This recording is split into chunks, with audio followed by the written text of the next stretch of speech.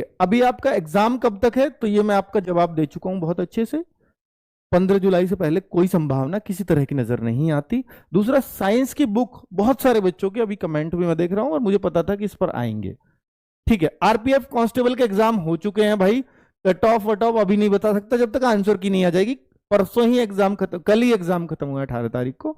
अभी 1-2 दिन में आंसर की आने वाली है, उसके बाद हम आपसे गूगल फॉर्म भरवाएंगे और फिर मैं आपको कट ऑफ के आसपास का आइडिया दूंगा।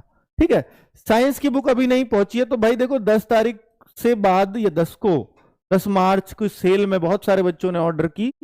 बहुत सारे उस बुक के ऑर्डर आए, ट्रेंडिंग में वो फ्लिपकार्ट पर रही। तो 10 मार्च के जितने भी ऑर्डर थे या उसके बाद के ऑर्डर हैं, वो अभी एक का भी डिस्पैच नहीं हुआ है हमारे ऑफिस से, क्योंकि आज हमारे पास प्रिंट होकर के आएगी। इसकी फाइल थोड़ी डिले हो गई थी क्योंकि उसमें लास्ट टाइम में कुछ टेक्निकल फॉल्ट आ गया था, है ना, कुछ पेजेस चेंज होने थे, तो वो थोड़ी सी डिले हो गई। पर बुक आपके पास बिना गलती के पहुंचे, सटीक बुक पहुंचे, अच्छी क्वालिटी की बुक पहुंचे, इस पे हमने पूरा जोर दिया है। और भाई 19 आज हमारे पास आ रही है, अगले 2 दिन में सबके पास डिस्पैच हो जाएगी सबके लिए। ठीक है, तो डिस्पैच हो जाएगी हमारे यहां से, यानी कल और परसों में, यानी 21 तारीख तक हमारे ऑफिस से निकलेगी, तो फिर आपके पास अगले 3 दिन में पहुंच जाएगी, यानी 24-25 तक आपके हाथ में बुक होगी। 25 तक का समय हमें दे दीजिएगा प्लीज। ठीक है, जो साइंस की बुक वाले, कौन सी साइंस की बुक, अगर आपने सेल में ऑर्डर की हो या सेल के बाद भी ऑर्डर की हो, ये वाली बुक जो धर्मेंद्र सर और भावना मैम ने स्पेशली तैयार की थी। ये मात्र जो पेजेस हैं, लिमिटेड पेज हैं, बहुत पतली बुक है और वही कंटेंट है जो केवल ग्रुप डी में काम आएगा। अगर आपके पास ये भी बुक है तो ये भी बहुत सटीक बनी हुई है, पर इसका आप समझ लीजिए कि ये दोनों बुक दोनों मत पढ़िएगा, ये अपने आप में कंप्लीट है। अगर थोड़ा सा कुछ ये टीचर्स का कुछ चाहते हो कि कुछ टीचर्स का और एड ऑन मटेरियल हो तो वो इसमें मिलेगा, बाकी ये भी पढ़िए तो ये भी बेस्ट बुक है। ठीक है, वो एनटीपीसी ओरिएंटेड ज्यादा थी, मैं आपको बहुत पहले बता चुका हूं, ये आरआरबी की बुक्स हैं सारी। चलिए, अभी मैं आपको जो बातें कर रहा हूं मैं इसके लिए करने वाला हूं। साइंस के लिए क्या क्या करना चाहिए, देखो भाई मैं आपको पहले ही बोल चुका हूं कि आप ग्रुप डी की कुछ और सब्जेक्ट की तैयारी करो या ना करो, वो आपके किसी और एग्जाम, क्योंकि जो ग्रुप डी की तैयारी कर रहा है, मैं ये मानता हूं वो केवल ग्रुप डी की नहीं करता, उसने या तो पहले बहुत सारी तैयारी और कर रखी है या वो किसी और चीज की भी तैयारी में लगा हुआ है। तो भाई आप मैथ, रीजनिंग, जीएस वहां से बहुत अच्छे से पढ़ रहे होगे। जो तैयारी नहीं हो रही है वो साइंस की नहीं हो रही होगी। अब आप कहोगे सर साइंस तो हम पढ़ रहे हैं, जीएस में पढ़ते हैं, मेरे भाई वो वाली साइंस है ही नहीं है। इस साइंस को थोड़ा अलग से पढ़ना पड़ेगा। पिछली बार अगर आप बच्चों से पूछोगे तो सिर्फ एक ही जवाब मिलेगा, सर साइंस की वजह से रह गया।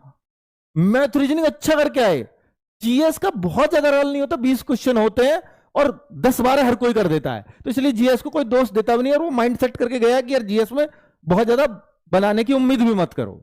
लेकिन इसका रोल 25 क्वेश्चन होता है। एक बच्चा ऐसा था जो 7-8 करके आया, नॉर्मली साइंस पढ़ के गया, और एक बच्चा ऐसा था जो 18-20 करके आया।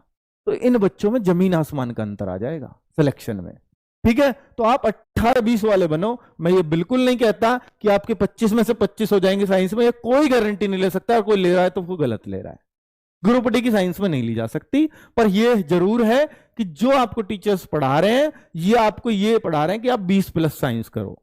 ठीक है, फिर भी अगर आप एवरेज बच्चे हो तो मैं ये मानता हूं 18-20 भी अगर आपने कर दिया तो ये बहुत अच्छा स्कोर साइंस के अंदर माना जाता है।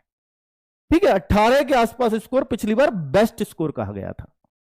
तो इसमें जो रोल है, एक तो मैंने आपको बुक, क्योंकि इसमें पिछली बार बता ही दिया था मैंने कि भाई देखिए ये टीचर्स ने उन्होंने तैयार की जिसने पिछली बार ग्रुप डी के सारे पेपर सेट कराए हैं और सारे पढ़ाए हैं, तो उन्होंने तैयार की। दूसरा कि जो आपको क्लासेस में वही लोग पढ़ा रहे हैं, तो बुक एक मेन रोल प्ले करेगी ही। अगर आपने बुक नहीं खरीदी है तो जो क्लास में आपने रफ्तार बैच से कर रहे हो, रफ्तार 2.0 बैच से कर रहे हो, तो ये जो नोट्सों को अच्छे से कवर कर लेना, और प्लस एक न्यूमेरिकल वाला आपको पोर्शन जरूर ध्यान देना चाहिए जो बाकी जगह नहीं दिया जाता। एनसीईआरटी साइंस आएगी, उससे अलग कुछ नहीं पूछता। 10th तक की एनसीईआरटी अगर बहुत अच्छे से कर रखे, लिखा हुआ है सीबीएसई पर बात वही है एनसीईआरटी, तो आपको 10th तक की एनसीईआरटी नहीं करनी है। जो टीचर्स आपको करा रहे हैं वो एनसीईआरटी बेस ही करा रहे हैं। ठीक है, ये बुक है, ये जो बनाई है इन्होंने ये भी एनसीईआरटी बेस बनाई है। तो वो कोई दिक्कत ही नहीं है कि भाई या तो आप बुक कर लो या क्लासेस के फुल मटेरियल को कर लो। बुक से फायदा क्या होगा कि आपके क्लासेस का मटेरियल है, नोट्सों को बहुत पढ़ने का मन ना करे या कुछ और एक्स्ट्रा प्रैक्टिस का मन करे, न्यूमेरिकल्स की प्रैक्टिस का मन करे, वो इस बुक में मिल जाएंगे। इसलिए मैं बुक के लिए इतना जोर दे रहा हूँ, बाकी कोई जरूरत नहीं है। अगर आप नॉर्मल साइंस होती तो मैं नहीं भी कहता। ठीक है, सिलेक्शन, और जैसे एनटीपीसी में 10-12 क्वेश्चन वहां भी आएंगे, पर मैंने वहां बहुत जोर नहीं दिया कि आप साइंस की बुक खरीदो, पर यहां जोर इसलिए दे रहा हूं क्योंकि थोड़ा हट के साइंस है। ठीक है, सिलेक्शन में सबसे बड़ा रोल किस चीज का होता है? तो मैं एक ही बात कहूंगा, केवल और केवल साइंस का, क्योंकि इसकी वजह से इसको बहुत बहुत बहुत बच्चों ने जिम्मेदार ठहराया था। अब आपको सर एडवांस मैथ भी तो करना पड़ेगा, मेरे को ट्रिग्नोमेट्री ज्योमेट्री भी तो है। मैं आपको बताता हूं, पिछली बार का पेपर उठा लो, अगर आपके 25 क्वेश्चन हैं तो 21 + 4 का रेशो, 21 अर्थमेटिक, 4-5 आपके आगे एडवांस मैथ्स के। तो ये मैं नहीं कह रहा हूं कि भाई ये हर बार यही रेशो रहेगा, पर जिस हिसाब से चैप्टर्स का नाम लिखा है, सिलेबस खोला है, तो ट्रिग्नोमेट्री को बस ट्रिग्नोमेट्री ऐसे ही लिखा है, बाकी अर्थमेटिक के सारे चैप्टर तो वो एक क्वेश्चन के हिसाब से लिखा है, और उसको वो एक क्वेश्चन ही उसका ट्रिग्नोमेट्री का उठा के देगा। ऐसा नहीं है 4-5 ट्रिग्नोमेट्री से ही डाल दिए, क्योंकि उसको चैप्टर के हिसाब से मान रहा है वो सिलेबस में। ठीक है, उसको वो सब्जेक्ट नहीं मान रहा है। तो